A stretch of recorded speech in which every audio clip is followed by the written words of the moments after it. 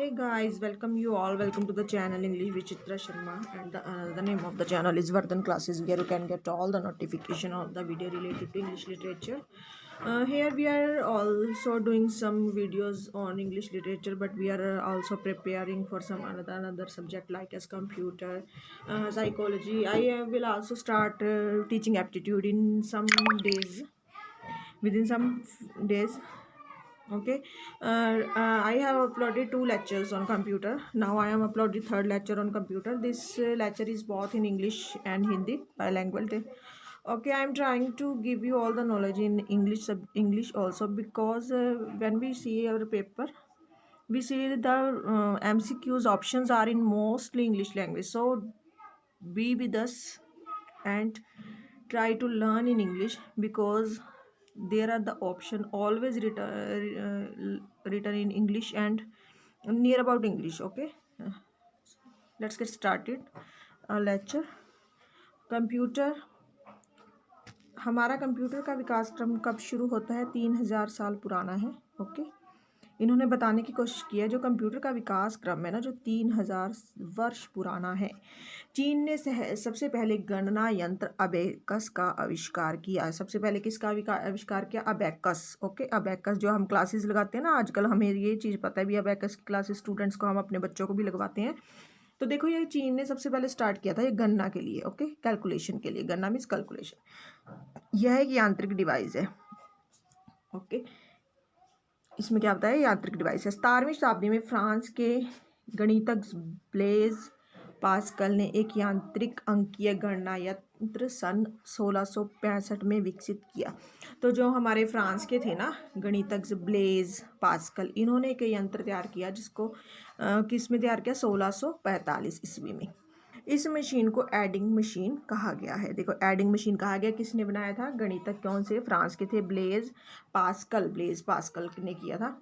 और क्योंकि यह मशीन केवल जोड़ या घटा सकती थी. एडिंग मशीन, एडिंग या तो एडिशन कर सकती थी या सब्ट्रैक्शन कर सकती थी. नेक्स्ट अगर हम बात करें जोकार्ड लूम है, जो इनके बारे में कैसे इन्होंने आगे कंप्यूटर्स के बारे में क्या आज कैसे चलता रहा हमारा. सन 1801 में फ्रांसीसी बुनकर जोसेफ ने कपड़े बुनने के ऐसे लुक का डिज़ाइन के आविष्कार किया. अतः कपड़ों में स्वतः ही डिज़ाइन या पैटर्न देती थी. देखो, ऐसी मशीन बना ली उन्होंने जो कपड़े के अंदर अपने आप ही डिज़ाइन देती थी. आगे चार्ल्स बेबेज, इसका नाम आपने ज़रूर सुना होगा. इसका जो कंप्यूटर से देखो रिलेटेड है ना, जिन्होंने पहले भी एग्जाम्स की तैयारी किया उन्होंने ज़रूर सुना होगा. चार्ल्स बेबेज का डिफरेंट डिज़ाइन था. चार्ल्स बेबर ने सन 1822 में एक मशीन का निर्माण किया जिसका व्यय ब्रिटिश सरकार ने वहन किया. देखो, जिसका खर्च निर्माण बेबेज ने किया, ब्रिटिश गवर्नमेंट ने देखो इसका जो खर्च था, इस पर जो लगना था वो उसका उन्होंने उठाया. उस मशीन का नाम डिफरेंस इंजन रखा गया. क्या नाम रखा गया? Difference engine. इस मशीन में गियर और शाफ्ट लगे थे और यह भाप से चलती थी. किससे चलती थी? ये भाप से चलती थी. नेक्स्ट है Hollerith census tabulating. Hollerith census tabulator. Hollerith census tabulator. सन 1890 में कंप्यूटर इतिहास में एक और महत्वपूर्ण घटना हुई. वह थी अमेरिका की जनगणना का कार्य. अमेरिका की पॉपुलेशन हमारी गणना करनी सी. सन 1890 से पूर्व जनगणना का कार्य पारंपरिक तरीके से किया जाता था. पहले ये देखो पारंपरिक तरीके से किया जाता था. उसके बाद एक बनाया इन्होंने आइकन और मार्क. सन 1940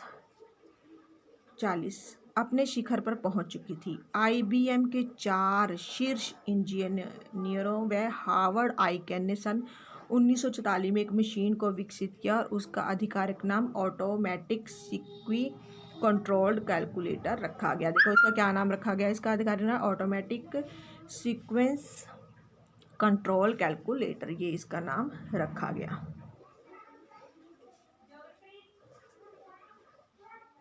नेक्स्ट हम अगर बात करें, ये हमारे कंप्यूटर का कैसे विकास हो रहा है, इसका ही चल रहा है.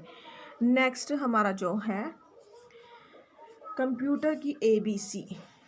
आइकन और IBM के मार्क 1 तकनीकी नई इलेक्ट्रॉनिक्स तकनीकी अपने आने से पूर्व पुरानी हो गई थी और नई इलेक्ट्रॉनिक तकनीकी में कई यांत्रिक पुर्जा संचालित करने की आवश्यकता नहीं रही, जबकि मार्क 1 एक विद्युतीय मशीन थी, मतलब बिजली से चलने वाली मशीन थी।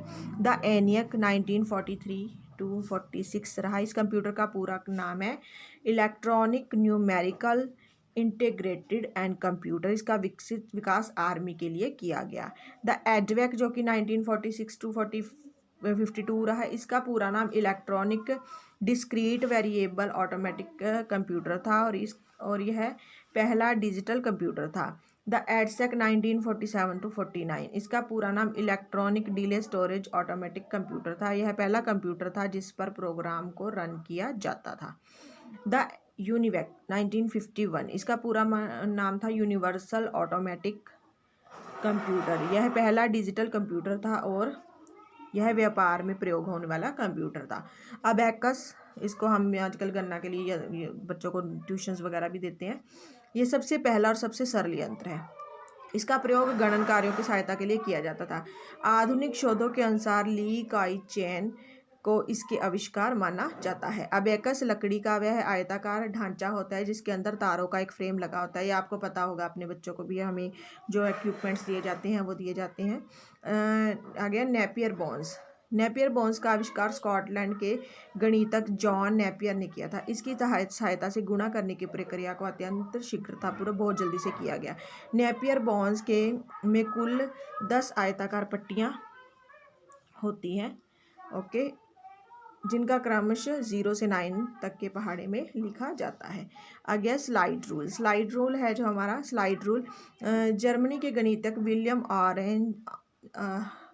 ऑर्ट्रेड ने स्लाइड रूल की आविष्कार किया। स्लाइड रूल का किसने किया था आविष्कार? जर्मनी के विलियम ऑर्ट्रेड ने। यह एक लघुत्तमीय विधि है। ये क्या है? एक लघुगणक विधि के आधार पर सरलता से गणनाएं कर सकता है।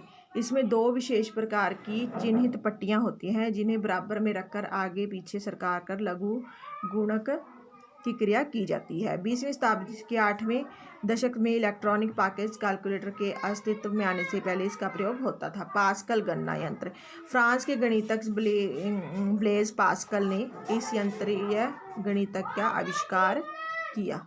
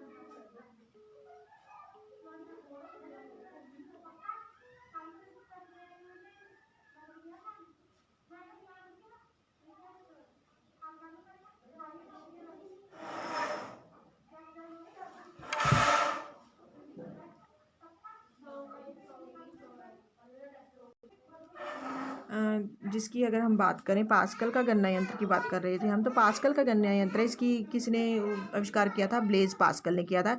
इस यांत्रिक अंकीय गणित यंत्र का आविष्कार किया। इस मशीन के अंदर दांतेदार चक्र होते हैं, वो घुमाने वाले, जैसे पहले फ़ोन होता था डायल करने वाले, गोल गोल घुमाते थे 0 से 9 तक। देखो उसमें ऐसे पहले ऐसे गोल गोल सा होता था, पहले आजकल के शायद बच्चों को ना भी पता हो, तो इसमें ऐसे गोल गोल सा होता था, ऐसे ऐसे ऐसे ऐसे नंबर ऐसे लगे हुए थे, तो उनको ऐसे ऐसे ऐसे ऐसे ऐसे ऐसे ऐसे घुमाना पड़ता था।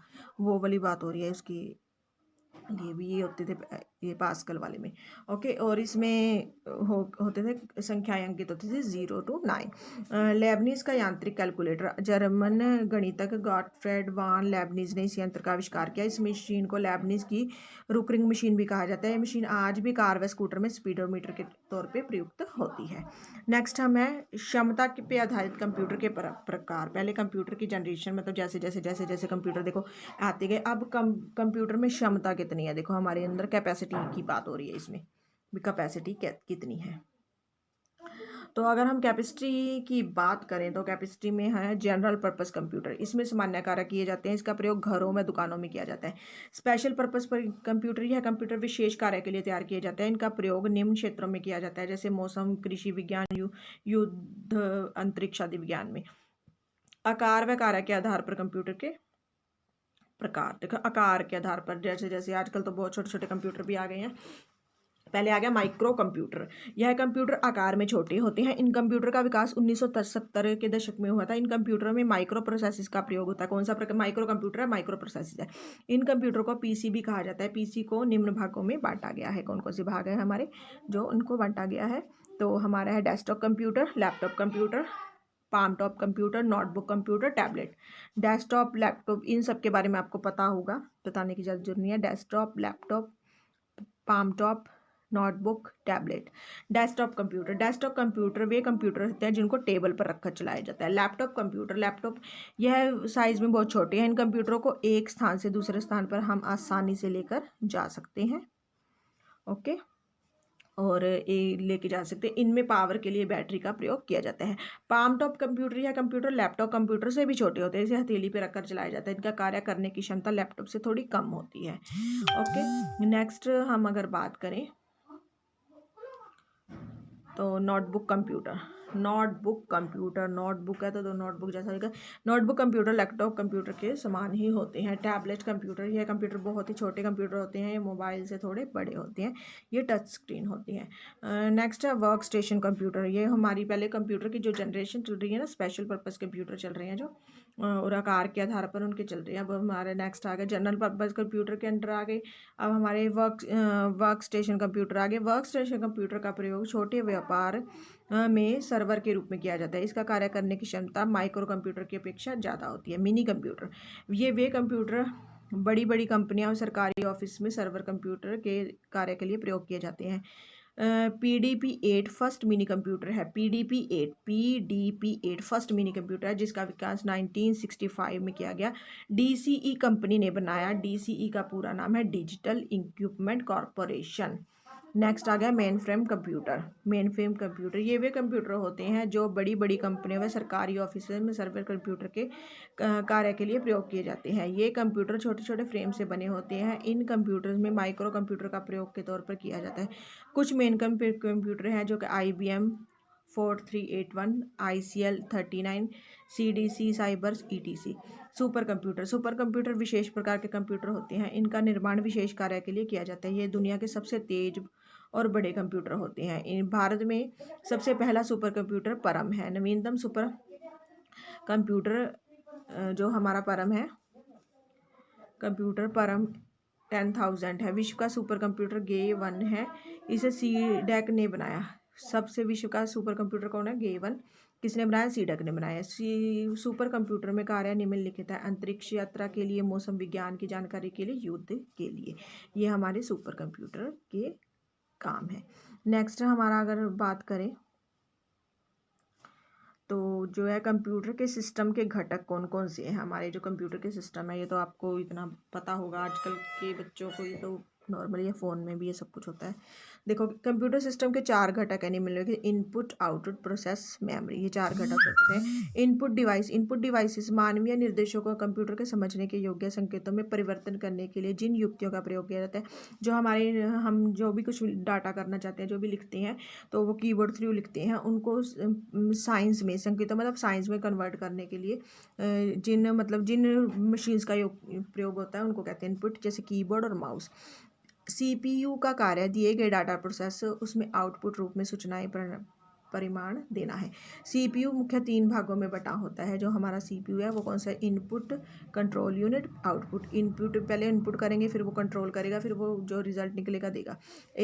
कंट्रोल यूनिट में क्या आ गया? ALU, main memory, secondary memory. Okay, और हम बात करें हम कंट्रोल यूनिट जो हमारी लिखी हुई है। कंट्रोल यूनिट कंप्यूटर की आंतरिक क्रियाओं को संचालित करके उन्हें नियंत्रित करती है। तत्पश्चात इन क्रियाओं को ALU तथा मेमोरी में आदान प्रदान करती है। अर्थमेटिक लॉजिक यूनिट, ALU का फुल नाम किया है अरिथमेटिक लॉजिकल यूनिट। जैसा कि नाम से स्पष्ट है कि यह यूनिट सभी प्रकार का की अर्थमेटिक और लॉजिकल क्रियाएं करती है। ALU कंट्रोल यूनिट से डाटा और निर्देशों को प्राप्त करके उन्हें क्रियान्वित करता है। तत्पश्चात डाटा तथा निर्देशों को सूचना के रूप में मेमोरी में भेज दिया जाता है। नेक्स्ट है कैश मेमोरी। जो हमारे कैश मेमोरी होती है ना, जो हम डिलीट कर देते हैं, इसमें मेमोरी यूनिट और कंप्यूटर की गति के बीच समन्वय स्थापित किया जाता है। इसमें कंप्यूटर की गति में वृद्धि होती है। CPU की गति को प्रभाव। नेक्स्ट है हमारी मेमोरी दो प्रकार की होती है। देखो, मेन मेमोरी होगी, इस मेमोरी को मेन मेमोरी भी कहा जाता है। ये दो प्रकार की होती है, रैम रोम। सहायक मेमोरी कौन सी होती है? एक्सिलरी मेमोरी होगी। सहायक मेमोरी उसमें बाहरी या चुंबकीय माध्यमों जैसे हार्ड डिस्क जो हम लगा लेते हैं, फ्लॉपी डिस्क चुंबकीय टेप के रूप में प्रयोग होती है। एक्सिलरी मेमोरी जो SD कार्ड वगैरह यूज़ कर देते हैं। कैशियर मेमोरी जो हमारी एक्स्ट्रा होती है, जो हमारी इकट्ठी होती रहती है, हम उसको बार भी रिमूव भी कर देते हैं। कंप्यूटर की गति को प्रभावित करने वाले कारक कौन से हैं? वर्ड लेंथ, कंप्यूटर घड़ी, समानांतर गणता। देखो, आज हमने इतना कवर किया है, तो कंप्यूटर क्या है, मतलब इतने से टॉपिक को कवर किया है, और इसके बाद भी हम